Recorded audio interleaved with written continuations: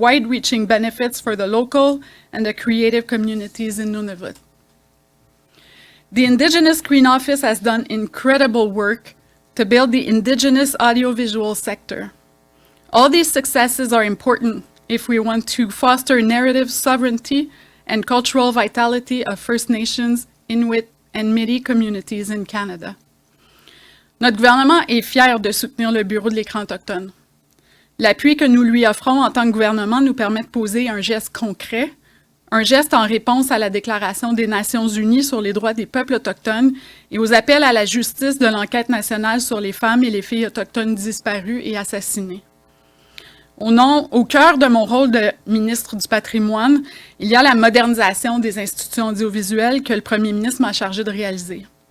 This work is taking place, and Carrie and her team participating in the conversation means so much. Canadian Heritage, in collaboration with the ISO, Téléfilm Canada, the Canadian Media Fund, and the National Film Board of Canada, is exploring the implementation of a common definition of Indigenous content. In this work, it is vital for us to collaborate with and be led by the ISO and Indigenous creators. De plus, toutes ces démarches nous permettent d'avancer sur le chemin de la réconciliation. Il reste encore beaucoup à faire et l'un des aspects essentiels de ce parcours est de veiller à ce que les voix autochtones soient entendues et célébrées au sein de notre société. Pour toutes ces raisons, je suis très heureuse d'annoncer que notre gouvernement rend permanent le financement du Bureau de l'écran autochtone.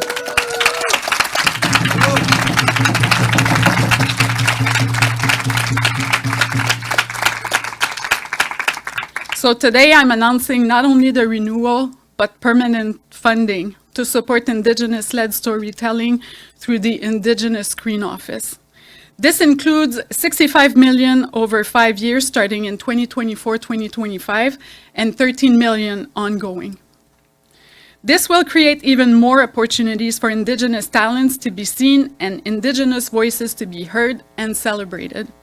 It will open possibilities for long-term relationships with partners, and it will provide stability in the long run. Notre gouvernement s'est engagé à soutenir les créateurs autochtones de plusieurs façons, y compris en mettant en œuvre la loi sur la diffusion continue en ligne. Une loi qui exige davantage de soutien pour la création et la découvrabilité du contenu audiovisuel autochtone. This updated Broadcasting Act puts the needs and interests of Indigenous peoples at the heart of the system. Together with our policy direction, we are advancing narrative sovereignty in programming and self-determination in a broadcasting and streaming world. Ce que nous souhaitons, c'est de voir des créateurs autochtones qui racontent leurs histoires et qui permet aux gens de découvrir leurs histoires et de faire profiter d'une programmation autochtone qui est essentielle à notre paysage médiatique. Merci à vous tous et toutes qui travaillez fort pour partager des récits importants et inspirants. J'ai hâte de découvrir vos prochaines histoires. Je vais essayer de ne pas massacrer les langues, mais Niawe, Oleone, merci, thank you.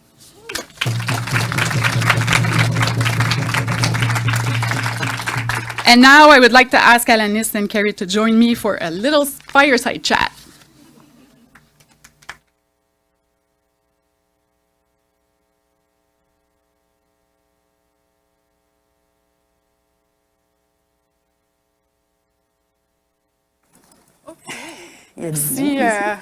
Merci beaucoup de vous joindre à moi.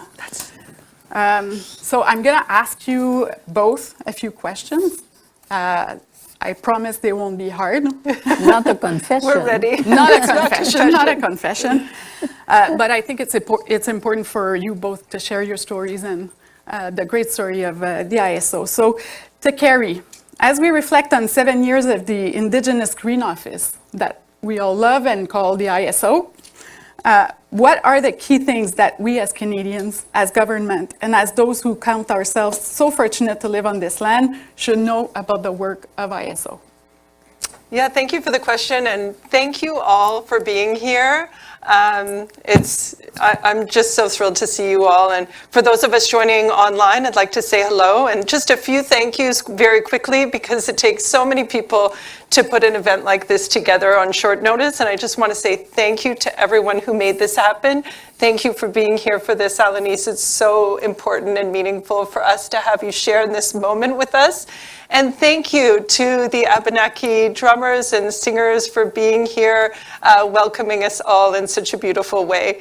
The ISO, yes, we're really just 6 years old. We launched in 2017, but really picked up steam in 2018. So very short period of time since the ISO was created. And I think I want everyone to know that we are part of a much bigger change that is happening across Canada, a systems change that is happening where the government and Canadians are starting to recognize that there were treaties and agreements made to work together on this land. And our systems were designed with the pillars of French and English, and that redesign now, that system design is taking place where it's English, French, and Indigenous pillars to our systems and to our structures in Canada. And the ISO is a manifestation of all of that work that's happening across the country. We are just one part of that. We're so proud to be a part of that. And our part is to support Indigenous storytellers. And storytelling is really at the heart of healing this country. It's part of ensuring that equality that we're talking about. And we've seen that happening with Alanis's work. Lives are changed, minds are changed when Indigenous stories are put front and center. Our mandate of narrative sovereignty means Indigenous control and ownership over those stories. And that is what we have been advocating for. And the entire industry is starting to see the benefit of that. That the stories are actually better when they're authentic, when they're coming from the place of Indigenous authenticity and truth and knowledge. And with that also comes very different ways of working. Indigenous peoples bring knowledge and ways that aren't necessarily the way that the entire industry works. And there needs to be more recognition that there are different ways, often better ways, that we can work and collaborate and be together in an industry that doesn't always honor equality and good practices, frankly. And so we're pushing for all of those things at the ISO. And we can't do it alone. And partnerships and collaboration have been foundational to the work that we do. And we're so happy to say that we've done this together. We've done this with our partners. We've done it with the community. We are an absolute reflection of the Indigenous screen sector in Canada who empower us to do this work. We are them and they are us. And I think that's a good way to start. Did I miss anything, Alanis?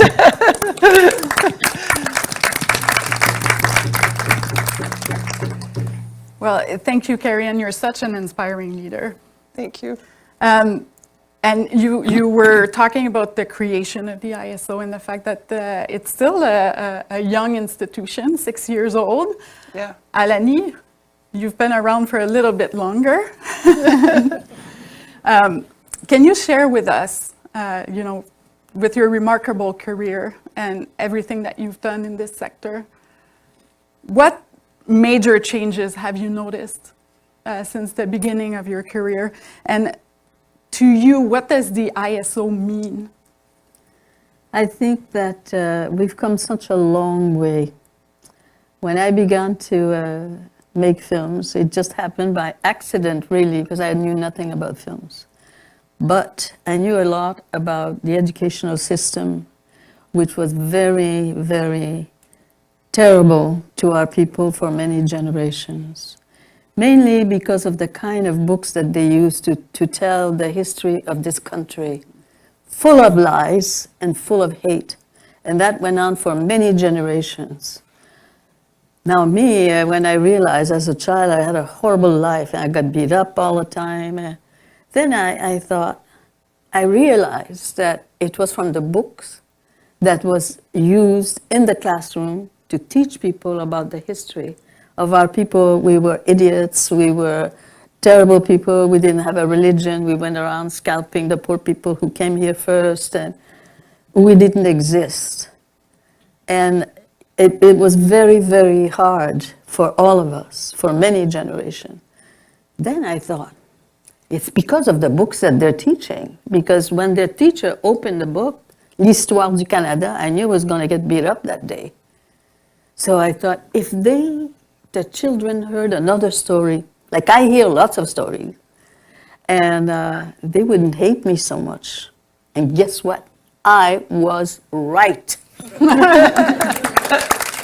And I started singing. I knew how to sing, and so I started telling stories and about Odanak. You know, when I was a young child, I came there. I was 6 months old. My mother left me with her sister, and I was raised in Odanak. We had an earth road. There was no streets like there is today, and every house you went to, people spoke the language. Women made baskets, beautiful baskets. You could smell the sweetgrass everywhere. It was hanging all over the place. And the ash, I don't mean smoking ash, I mean ash, the tree, to make baskets with, you know. It was beautiful, and you go to another house, somebody is dyeing the splints, and they used to hang them on the line, and I used to say, oh, the splints are dancing to the wind, you know. It was a very, we didn't have any electricity, and we didn't have running water. We had a well. And what do you think happened at night in the kitchen? People had oil lamps. And the guys, most of them were guides in the bush for hunting and fishing, and they told stories. So we didn't have images. So if you had 3, 4, or 5 children listening to a story, well, you had 4 or 5 films right there, because you made up the image. You hear the sound. And this is where I got, when I began to make films, this is how I work. I still work the same way today. Because for me, la parole, the sound of the word, when people talk about themselves, and I always do just a very intimate recording, just the voice, no image. And I compare it to the sea, the waves. When the waves is angry, boy, you know, it really, it's dangerous here. But when it's peaceful, it's very different. And I always compare the voices of people to the waves and the sea. And you know what? It's fabulous. Because when someone feels at ease and in trust, and you know, they tell me their life stories, if it's sad, sometimes they cry. If it's happy, they laugh. And the voice is like a dance. It changes. So for me, that's very, very sacred. La parole. Les gens racontent leur histoire, c'est tellement merveilleux. So when I come back with a crew, the people know me in advance, so they're not afraid that I'm going to cheat them or make them say something I want to hear. I don't work like that.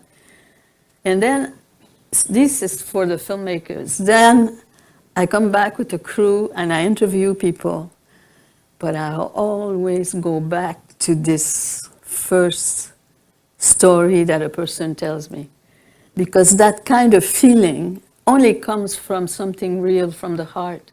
Something you're in trust, you're telling your life story. You don't say, well, could you repeat this for me? You know, you don't do that. I can always come back to the first sound. And every film I make, it's like that. And it's so beautiful because that first sound never repeats itself. Because once you have cameras, you have other people, it's not the same feeling. And I just want to say this for those who make films, that the first interview is the first time you hear people, if you really listen. That's what documentary film is all about, is to hear. And we had an incredible man, it was John Grierson, who created the National Film Board of Canada in 1939. Not only that, one man, one mind. He went to Australia, did the same thing, went to India, went to New Zealand and Canada. That's 4 countries. And he's created this kind of school, and they used to call it film unit. he told me, I was lucky because by the time I came to the film board, it was 1967, and he was no longer here. But he came back and was teaching at McGill filmmaking. And he told me, first of all, you have to remember that the word documentary comes from John Grierson. Nobody else, it's him that created that feeling and that sound and that word. And he said to me, you know, he said, people we used to go and see Hollywood films. They'd sit in the theater, they'd look at beautiful films, these beautiful women, all well-dressed, coming down with chandeliers, and it's all rich. So he says, all the people who are watching could never attain that kind of richness. And he said, I felt bad. I wanted poor people, I wanted people of all nations to be able to see themselves. And I want you people to know, because this is Canada, I travel all over the world. And Canada, I love Canada. It's a great country. We have many institutions here that changes our lives. That the National Film Board of Canada was created so that everyone can be heard. And I want you people to appreciate ISO. It's going to be concentrated on our people, our voices. I always say, Quebec is a province of poetry, because there's so many artists here, and it doesn't matter where I go. I always say, oh, mon Dieu, I'm always happy to come back here. There are 11 nations of our people here in this province. You have these different way of speaking. And I say, my God, our people are so beautiful. I want everybody to hear them speak in their own language. And by the time, if I go someplace and I do an interview with someone, I don't speak the language and I have an interpreter with me. And by the time it's translated, I always say, c'est de la poésie. It's beautiful. Our people have a way of expressing themselves. I'll give you an example. In 1975, they said, this is the woman's year. And some indigenous people, they never said indigenous then, it was native. You have to make a film about a woman that's known. I said, oh, no. If I make a film, it's going to be from the beginning of life to the end, through as many women as possible. But in those days, the film board gave me zero money. I had to go and collect money, and the film board matched what and I thought, oh my God, it's going to be terrible. It's going to cost a fortune because I want to travel in so many places. And these 5 women met with me in Ottawa. They were working in different federal government department. And they said, Alanis, don't worry, because in my department, there's going to be money for women, and we're going to make sure that... So I was excited. I said, it's going to be easy. They're going to help me raise money. The time comes. Have I got news for you? So I go to all these 5 departments and say, oh, I'm so sorry, Alanis. There's no money left. So I thought, the hell with this. If I want to go to 10, 15 places, how am I going to raise all this money? So I said, c'est fini. I don't have this weight anymore. I'm not making the film. So I come back to Montreal, and in the morning, I'm putting on my war paint. And I'm looking in the mirror, and I say, who do you think you are? You said you were going to make the film.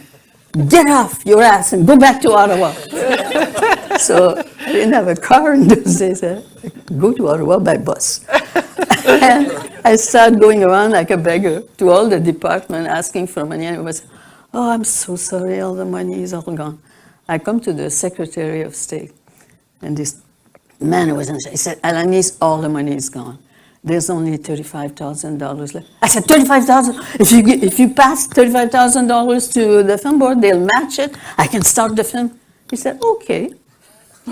And so now I want to tell you, it's not as long as I wish to be, but I made this film, and I was in one community out west. I won't name the place, but the chief said to me, I said, I want the women of your community to be in it. He said, is Jeanette Corbière going to be in it? I said, yes. Well, then I don't want any women from my tribe to be in it, because she's a traitor. She married a white man. And Jeanette Corbière was Ojibwe, and she did marry a white man.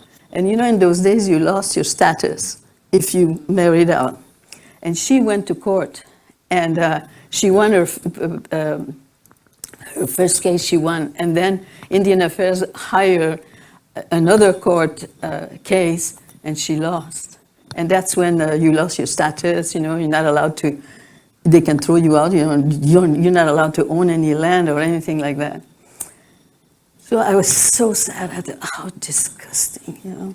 And he was saying this to me, and the white man she married was not too far. He could hear it, and I felt heartbroken for him. So this friend of mine said, Alanis, you want to come and meet my old aunt?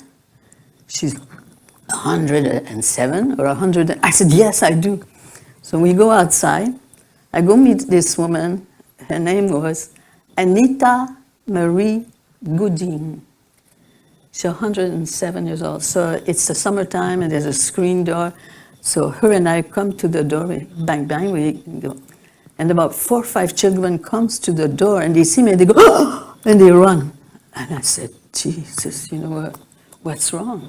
Then the mother comes. She said, oh, Alanis, we know you. We watch you on Sesame Street. And the children saw me on Sesame Street, and I'm outside, so they thought I was a ghost. They were really scared at my first meeting. So now she goes and gets her mother, who's 107, and I explained to her, I want to make this film about life, you know, from the beginning to the end. And this old woman in Cree, she said, you know, when I was very young, you could really hear the birds sing. And there were lots of small animals, and we're running after them. And she said, did you know that the Creator has so much affection for women? That's why he made her mother of many children.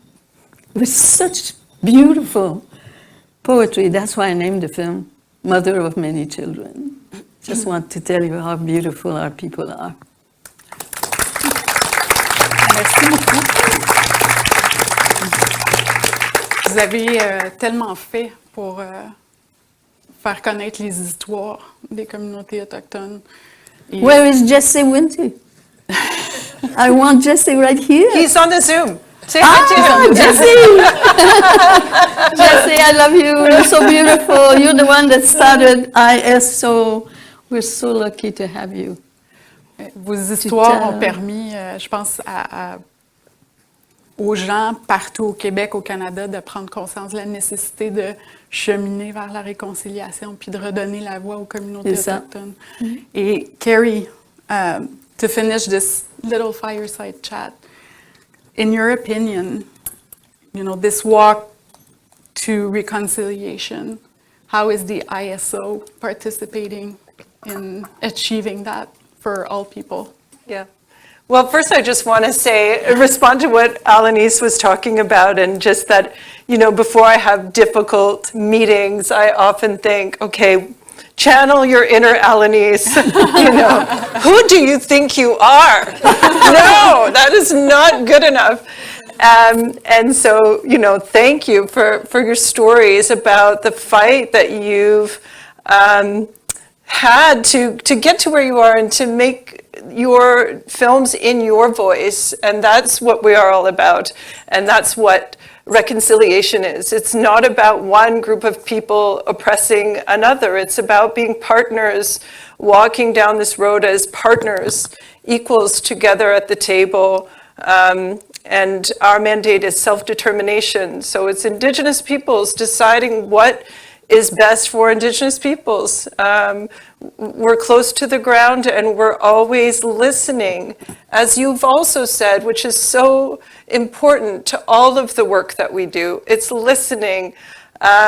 We hear people when they tell us what they need and we respond to that. And we welcome that. We want to hear from the people we serve. Our work is in service of the people. And I think that's what reconciliation is. It's really making that commitment to go down this path hand in hand, to honor the agreements and the treaties that were made by all of our ancestors. And we're doing that. we're doing that. I think one of the things I'm most proud of is that we embrace our partners, as we've said before. We embrace our past. We acknowledge everyone whose work has gone into creating the ISO. And yes, thank you, Jessie. I hope you're watching, Jessie Wente, for all of your inspiring leadership.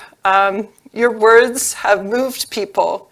And I think you've moved Canadians to understand Indigenous realities in a new way. Our board of directors, Marcia Nickerson, a consultant whose research led to the foundation of the ISO, and all of our founding partners, and especially as Natalie mentioned, Valerie Creighton, who couldn't be here today, but really championed the ISO from the very beginning. And we can't do this without each other. We can't do this alone. We can't do anything alone. And I think that's the thing, that the ISO shows a new way of how to work, a new way of moving forward in this industry together.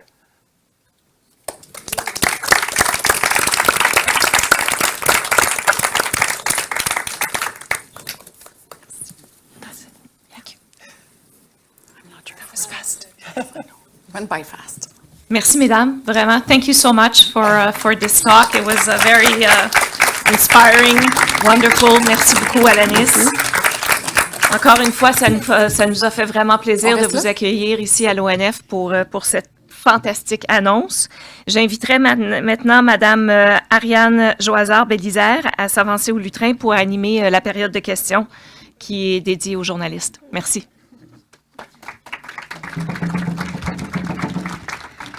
Merci. Donc, la période de questions peut débuter pour tous les journalistes qui sont présents. Il y a des micros à vos deux côtés. S'il vous plaît, vous présentez, dire votre nom, le média pour lequel pour lequel vous représentez. Vous avez une question de suivi. So, there's microphone on each side for any media that have question regarding the announcement today. Please state your name, the media that you represent, and then you would have one question and one follow-up question. Oui. Je commence, j'imagine. Oui, allez-y. Delphine Young, je suis journaliste à Radio-Canada. J'ai une première question un peu technique. Si la ministre pouvait me dire, les 65 millions, est-ce que ça va être 13 millions par an? Ok, la somme reste la même chaque année. Ok. So my second question is going to be for Mrs. Swenson. Is it okay, the pronunciation? Okay. So you are going to have each year $13 million. It's the same sum that you had before. Do you think it's enough due to the situation, this actual situation with the inflation and the costs which are higher and higher? Thank you. Thank you. Right, thank you for that question. It's not enough money. $13 million a year is not enough to fulfill the full expression of our mandate. We fund all screen platforms across the country. We serve the diversity of Indigenous peoples in film, television, digital, interactive, immersive. We just started funding podcasting, as well as sector development, so training to build an Indigenous screen sector in Canada. But this is a very important first step. We now have a foundation from which to build. And as part of our strategy, we've been very engaged in the CRTC process. We've just been certified as an independent production fund, which makes us eligible for CRTC mandated funds allocated through the Online Streaming Act. And so we're very optimistic that within the next year or two, we will significantly build on this budget to fulfill our mandate to its full extent. Thank you. Merci Delphine. D'autres questions de la part des médias? Puisque j'en vois pas, mais ça s'est fait à la période de questions. On va inviter les gens pour une photo officielle en avant. Merci. Bravo!